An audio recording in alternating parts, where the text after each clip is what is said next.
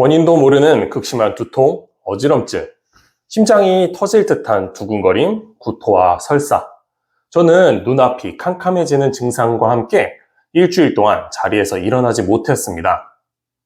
24시간 병원 당직 근무와 사람들과의 스트레스로 첫 사회 경험을 혹독하게 치르고 이후 섬이라는 외딴 곳에서 근무하며 정신적, 육체적 한계에 부딪혔을 때였습니다.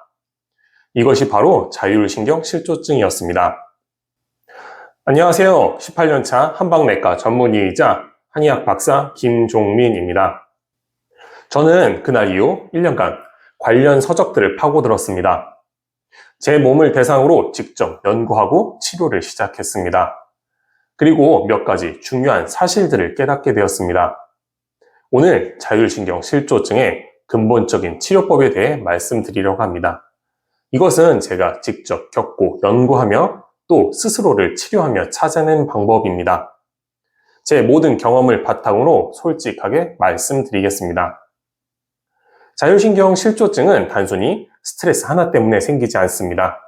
제 경우도 마찬가지였습니다. 과중한 업무와 책임감이 있었고 첫 사회생활인 인간관계에서 오는 스트레스도 컸습니다. 거기에 더해 당시 4기 암 환자들을 돌보며 밤샘 근무도 잦았습니다. 체력이 완전히 바닥났죠.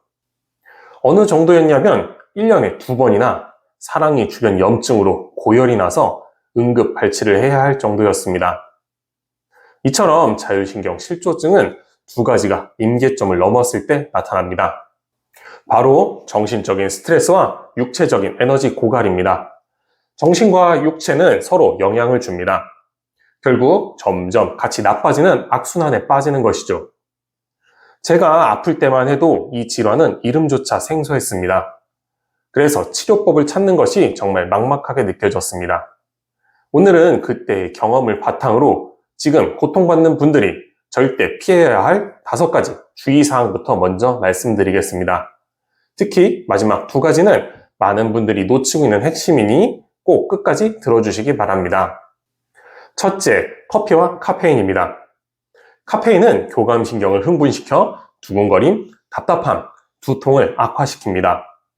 저도 한동안 커피는 물론 콜라나 초콜릿도 잘 먹지 못했습니다. 교감신경을 과하게 자극하는 원인을 줄여야 합니다. 둘째, 불규칙한 생활입니다. 병원 당직으로 망가진 생활 습관은 제 체력을 급격히 떨어뜨리고 소화불량과 눈의 침침함을 악화시켰습니다. 매일 같은 시간에 자고 충분한 수면 시간을 확보하는 것이 중요합니다. 셋째, 휴식의 부재입니다. 스트레스가 지속되면 몸은 긴장해서 벗어나지 못합니다. 나도 모르게 이를 꽉 무는 습관이 생기고 목과 어깨 통증, 두통까지 이어지죠. 하루 최소 30분 나만의 휴식 시간을 꼭 만드세요. 넷째, 척추의 불균형입니다. 혹시 지금도 목을 앞으로 빼고 등을 구부정하게 영상을 보고 계시지 않나요? 척추는 자율신경이 나오는 통로입니다. 지금 바로 자세를 고쳐 앉아주세요. 5번째, 에너지 방전입니다. 육체 피로는 잘 느껴도 정신적 피로는 알아차리기 어렵습니다. 정신적 피로가 쌓이면 육체의 에너지를 뺏어 쓰게 되고 어느 순간 체력이 완전히 방전되었음을 깨닫게 됩니다. 이렇게 5가지 주의사항을 지키는 것은 더 이상 나빠지지 않게 방어하는 데 분명 도움이 됩니다. 하지만 이미 댐에 물이 새고 있는데 물을 퍼내는 것만으로는 한계가 있습니다. 이미 에너지가 방전되고 척추가 틀어져 구조적인 문제가 생겼다면 새는 곳을 직접 막아주는 근본적인 치료가 필요합니다. 결국 저 역시도 국선도, 수영, 명상 등 여러 방법을 시도했지만 결국 독성이 있다고 알려진 부자 같은 약재나 녹용 보약의 도움을 받고 나서야 본격적인 회복이 시작되었습니다. 하지만 본격적인 치료에 앞서 그 무엇보다 가장 먼저 선행되어야 할 것이 있습니다. 바로 정확한 진단입니다.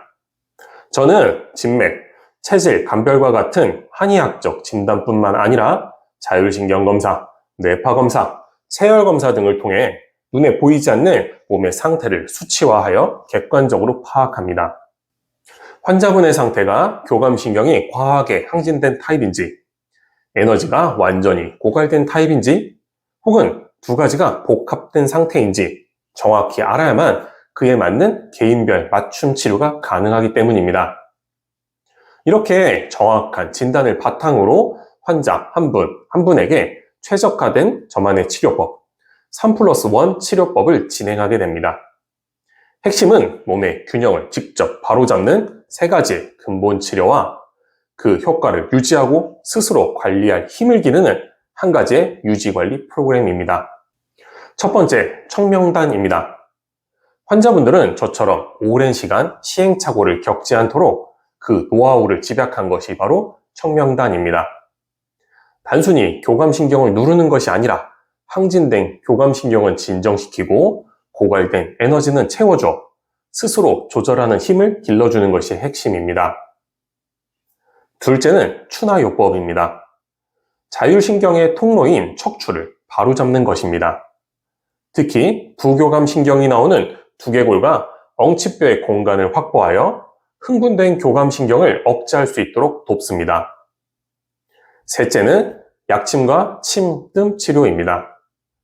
교감신경이 나오는 등의 척추 라인에 산삼이나 태반 등을 이용한 약침을 시술하여 신경을 직접적으로 안정시키는 근본 치료와 함께 당장의 소화불량, 두통, 통증을 빠르게 잡아들이는 증상 치료를 병행하여 치료를 지속할 힘을 보탭니다. 그리고 마지막 +1은 치료의 완성이자 가장 중요한 유지관리입니다. 치료 효과를 극대화하고 치료 후에도 좋은 상태를 유지할 수 있도록 자신에게 맞는 운동, 호흡법, 영양제 등 맞춤형 건강 가이드를 제공합니다. 이를 통해 나만의 건강관리법을 찾도록 도와드리는 것입니다.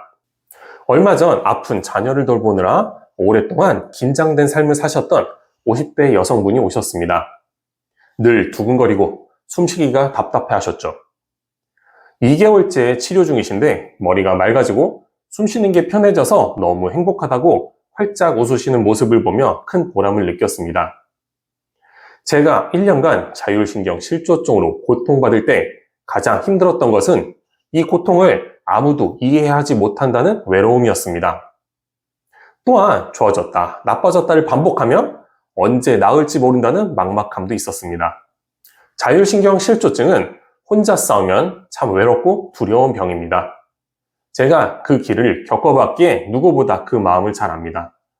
여러분의 그 외롭고 막막한 길에 제가 나침판이 되어 함께 걸어가는 길잡이가 되어드리겠습니다. 혹시 오늘 제 이야기를 들으시고 혼자서는 더 이상 힘들다고 느껴지신다면 용기를 내보시는 건 어떨까요? 이 영상 아래 고정 댓글에 있는 링크를 통해 비대면 진료 신청서를 남겨주시면 제가 직접 꼼꼼히 살펴보고 여러분의 상태에 맞는 길을 함께 찾아드리겠습니다. 감사합니다.